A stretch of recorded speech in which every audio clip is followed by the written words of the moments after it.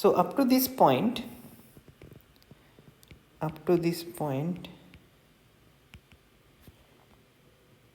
we have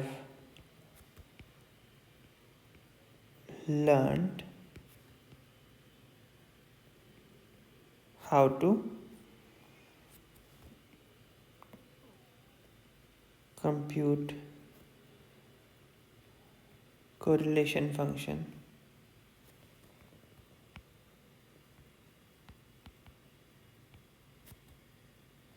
diagrammatically.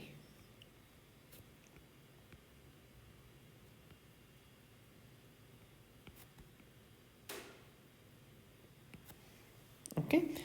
Now we will relate correlation functions to scattering amplitudes.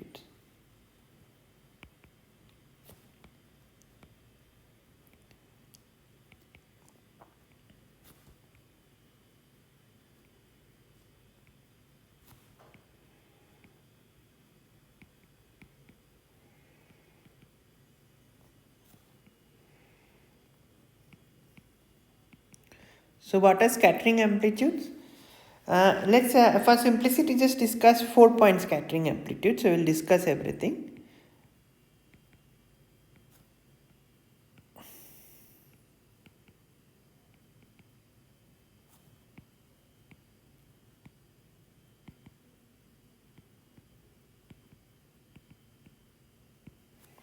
Okay, so let's say there are 4 particles such that you have taken A and B, and you basically so you have taken A and B and you force them to collide, head-on collision in some particle accelerator. So typically these are particle accelerators, for example in LHC.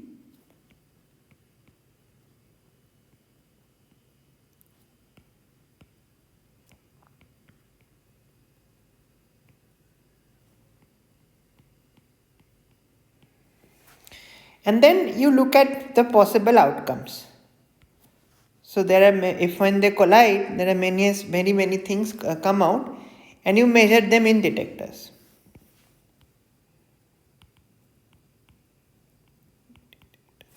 So there is no reason to believe that there are only two things will come out. There may be more things that may come out, but we are only considering for simplicity when 2 things come out.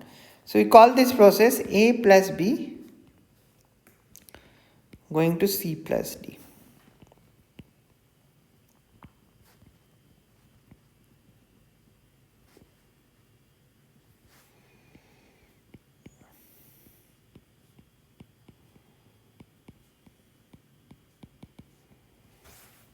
Okay, and we want to know what is the probability of this process, what is the probability for this process to happen.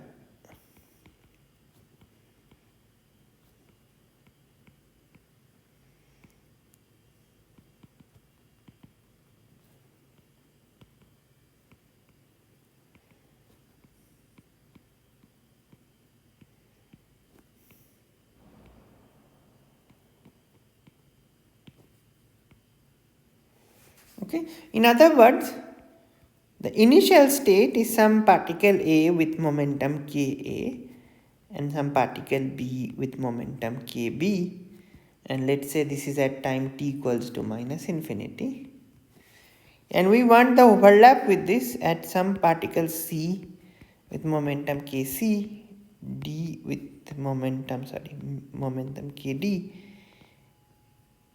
at time t equals to plus infinity.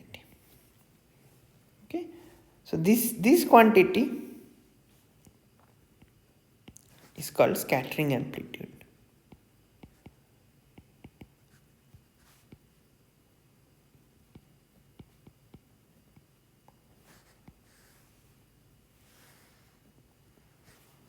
Okay, so now question is that how do we compute them?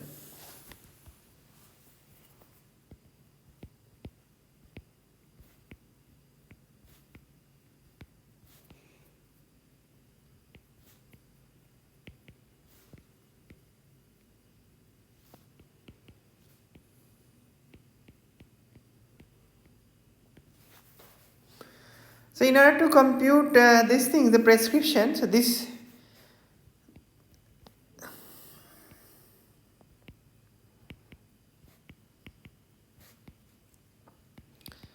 is given by LSZ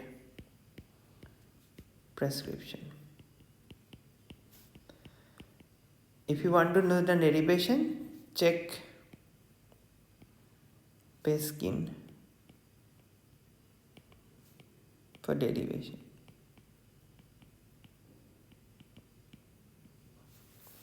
So what is the LSZ prescription? Let's say for all such field, for all such particle, these particles can be thought of excitation of some field phi A. So the particle A can be thought of some excitation of field phi A,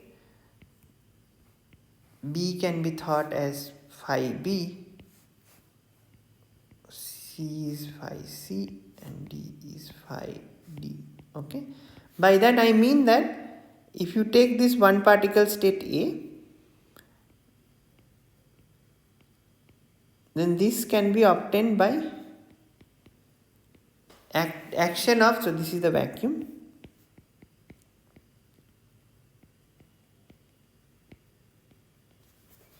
So this is what we mean by that this particle, these fields create the particle. This basically means there is a one particle state, let's say A, and this can be created by action of the field phi A on the vacuum. Okay. So given this, the LSZ prescription says that the scattering amplitude is equal to, so here is the scattering amplitude. This is same as,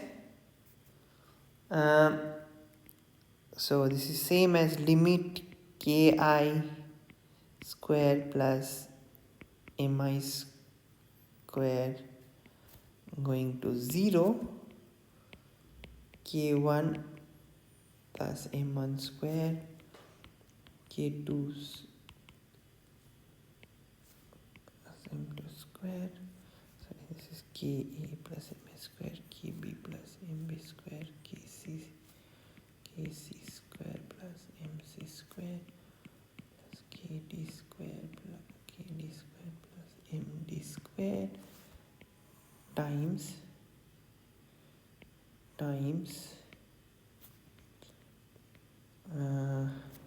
the frequency space expression, so times the frequency space expression for phi A Ka, phi B Kb, phi C Kc, phi D Kd.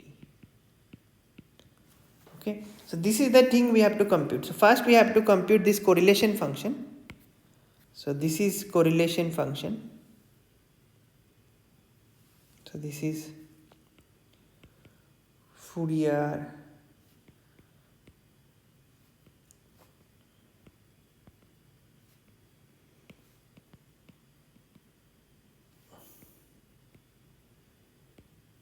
transform of time ordered correlation function,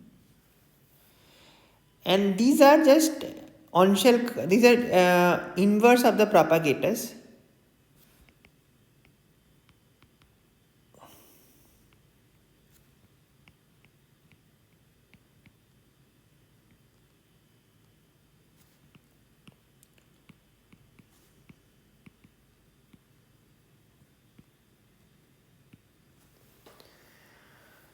And then at the end of the day we have to put on shell condition. So at the end of the day, after multiplying the inverse propagator, we have to put the on shell condition.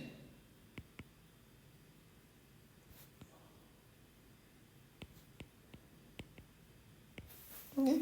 So by this, let's do some example. So let's again try to compute this scattering amplitude phi plus phi going to phi plus phi in lambda phi 4 theory.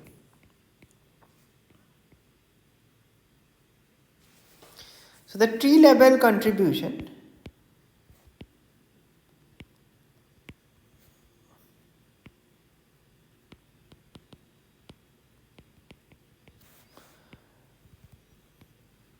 is this. But in this case, because we multiply by the inverse propagator, this scattering amplitude simply becomes I over lambda h bar. Scattering amplitude. Because these things, there will be propagators in the correlation function, but we multiply by the inverse propagator, so the external propagators do not appear in the scattering amplitude, and the scattering amplitude then just simply becomes this times I equal to 1 to 4 delta ki square plus m square, and then of course there is the momentum conserving delta function.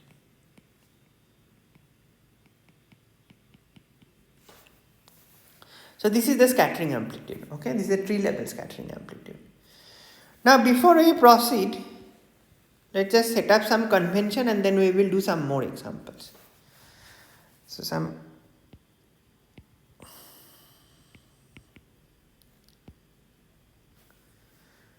the convention is that first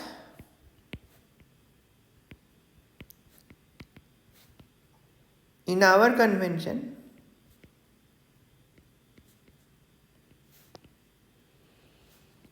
all particles are outgoing.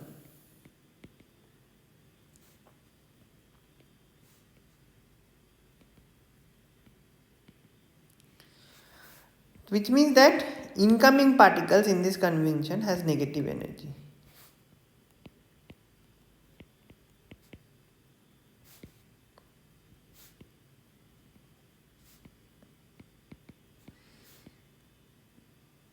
Okay, so this is one thing to remember.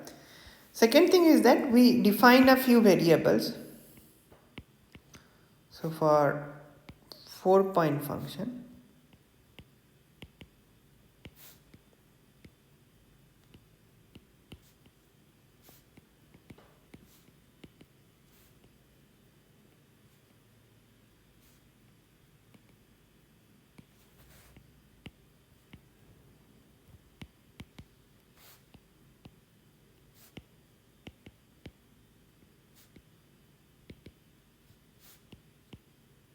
it's convenient to define the following variables, which are defined as S, which is simply k1 minus k1 plus k2 whole square,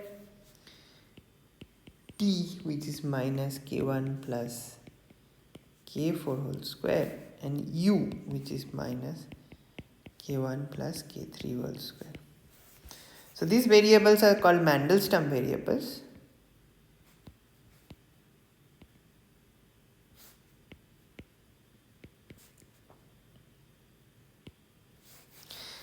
And we will see that these variables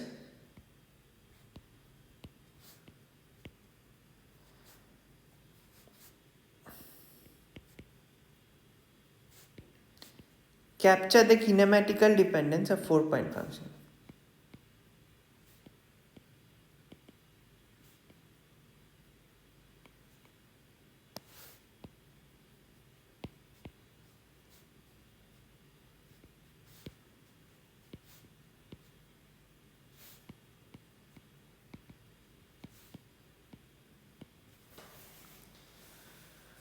Okay, so let's now try to do a few examples.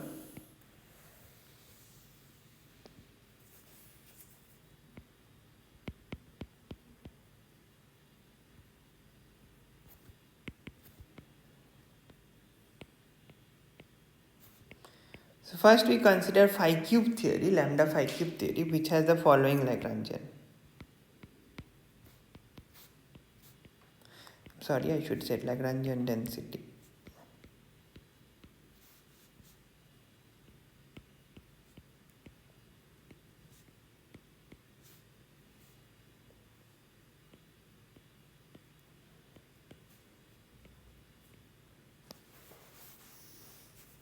Okay, so this leads to the following Feynman vertex.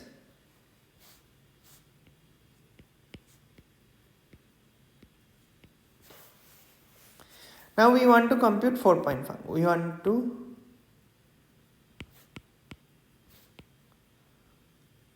compute 4-point scattering.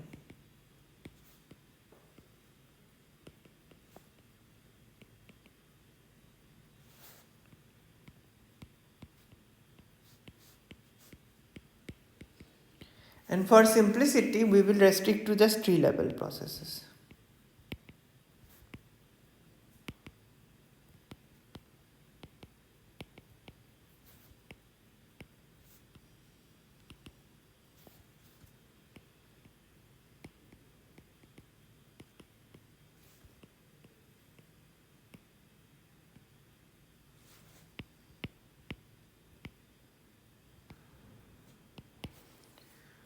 Okay, so this is one useful thing to remember, that for simplicity, we are just restricting ourselves to tree level processes. So for 4-point scattering, then there are 3 diagrams. So one is this. This is one.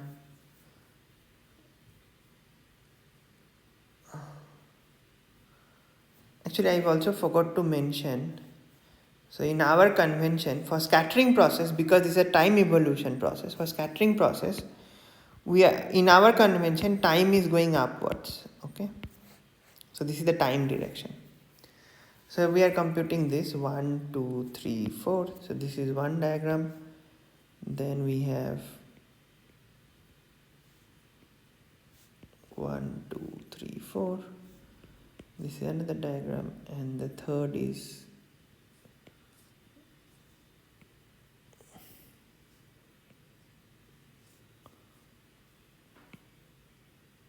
sorry. This is 4. This is 3, 4, 3. So these are the 3 scattering process diagrams, and then this diagram becomes I lambda 3 square I over. So the pole is in. This is just simply 1 over k1 plus k4 whole square minus m square. But k1 plus k4 plus m square. But k1 plus k4 whole square in our definition is t. So this becomes t minus m square. This diagram becomes s minus m square. And then the other diagram, this diagram becomes u minus m square. Okay. Then of course there is momentum conserving delta function.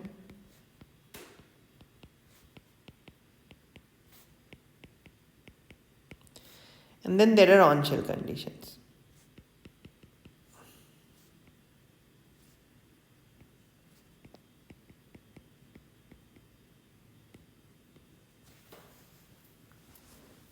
Okay. So this is the simplest scattering we considered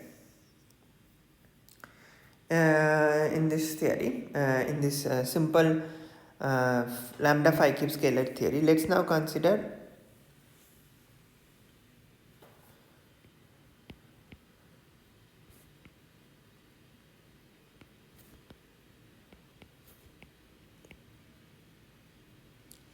two complex scalar field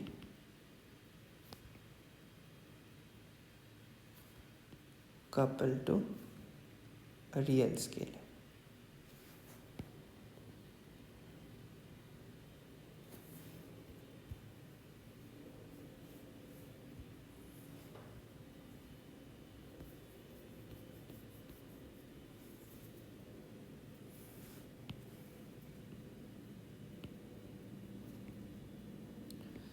Coupled to real scalar.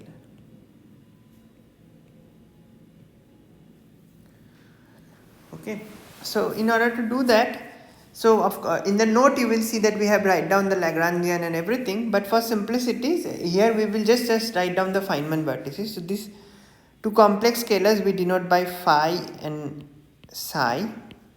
Okay, and they have mass m phi and m psi. And this real scalar we denote by chi, whose mass is capital M. Okay. Then there are 3 types of propagators. So this is chi propagator, which is I by h bar p square plus m square minus I epsilon. Then we use red line for phi propagator. this is just I by h bar p square plus m phi square minus I epsilon,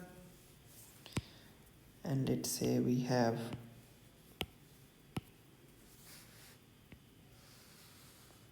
psi propagated. So these are all complex, sorry, and since these are complex field, this is psi going to psi star, and this should be phi going to phi star, and this propagator is again minus I by h bar p square plus m psi square minus I epsilon. Okay, let's now for simplicity okay, this is one, and then the Feynman vertices have the following form. So there are one Feynman vertex which are of this form.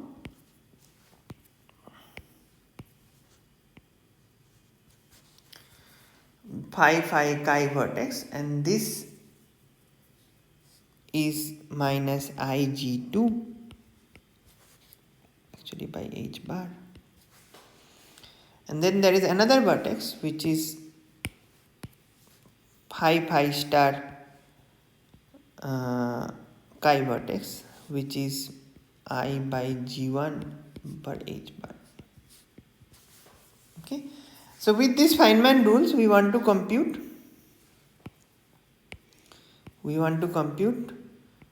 phi plus psi going to phi plus psi. Okay, now since this so we have already decided time goes upwards, which means that let's try to compute all the Feynman diagrams. So one Feynman diagram will be of this form.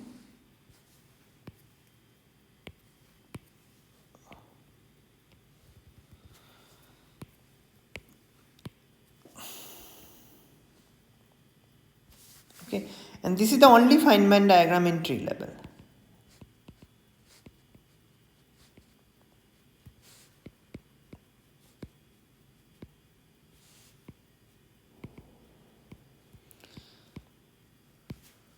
Okay, so for simplicity, let's say this is K1, this is K4, this is K3, this is K2.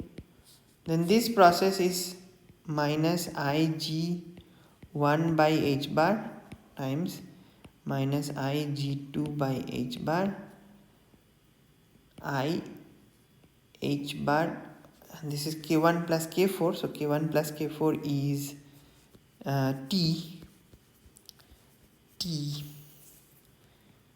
T minus capital M squared, and then of course the delta functions.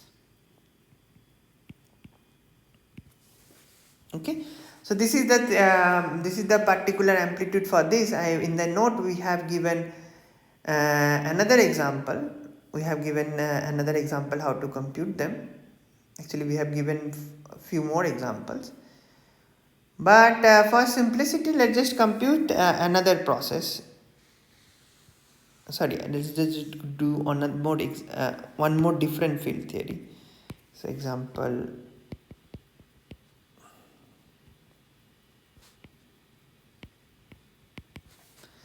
3. An example 3 is this particular model where we consider a massive spin 1 particle. So we considered a massive spin 1 particle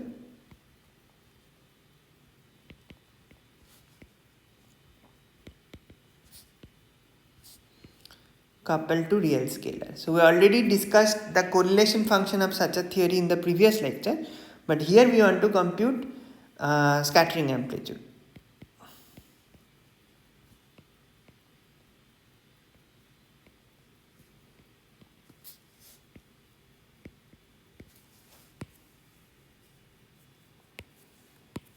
Okay, so we want to compute the process w mu plus w mu going to w mu. The only Feynman vertex in the theory, so let me use this color. So the only Feynman vertex of this theory is that this. So this is in the note we have given the Lagrangian, but I'm just writing down the rules here. So the only Feynman vertex in this theory is this one.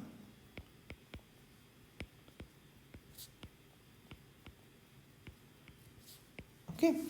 Then we want to compute this process, this scattering amplitude. So since these are spinning particles,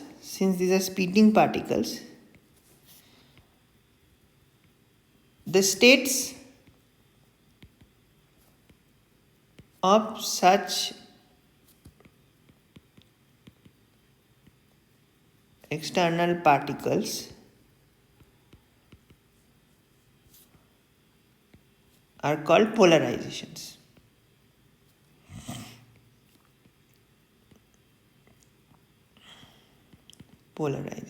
Okay. So there will be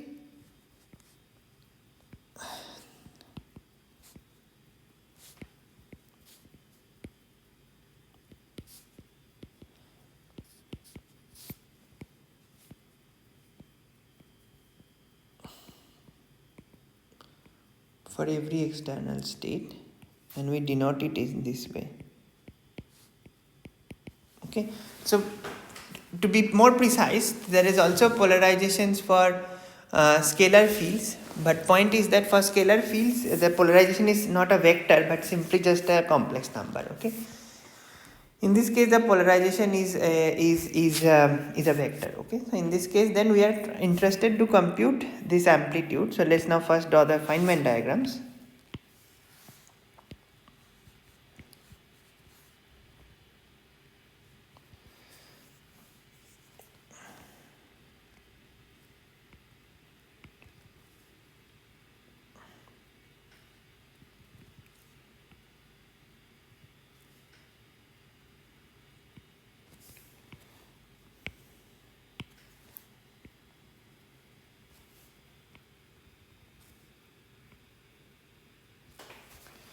Okay, so this is again 1, 2, 3, 4. So this is again T channel diagram. Sorry, this is T channel diagram, and then this scattering amplitude just becomes,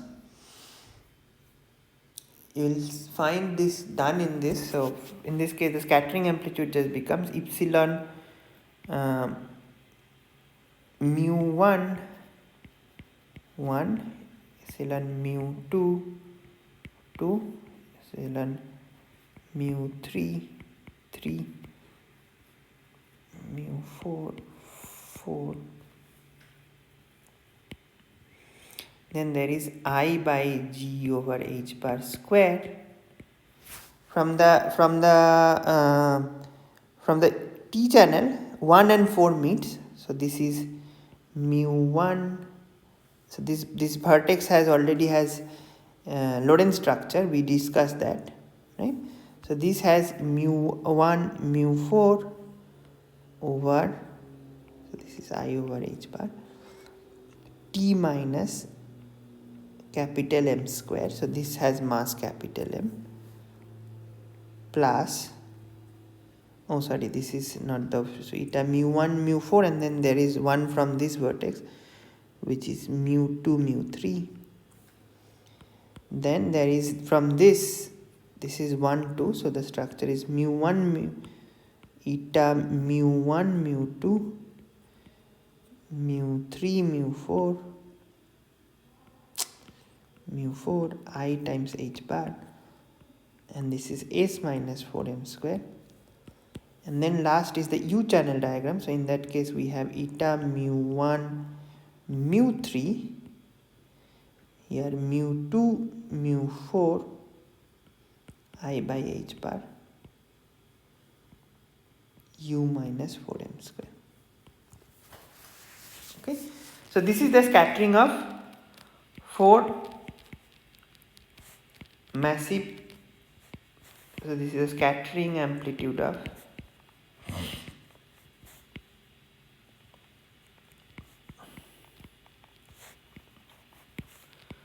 4 massive spin 1 particle.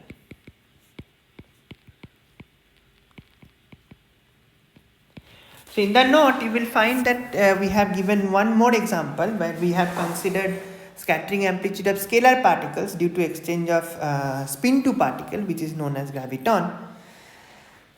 So the basic lesson that we are trying to summarize here is that given the Feynman diagrammatic rules, given the Feynman interaction vertex,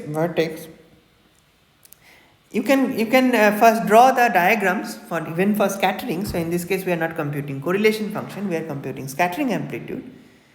And once we have computed the diagrams, then using those rules from the interaction theory, we can compute the scattering amplitude. And these scattering amplitudes are basically observables in high energy experiments. So for example, when the Higgs particle was discovered few years back in LSZ, what they observed is this one particular scattering amplitudes. Okay, so I encourage all of you to do more such computations, and only then you get some feeling about these things. And in the next lecture, we will see that how this scattering amplitudes has something to do with classical forces.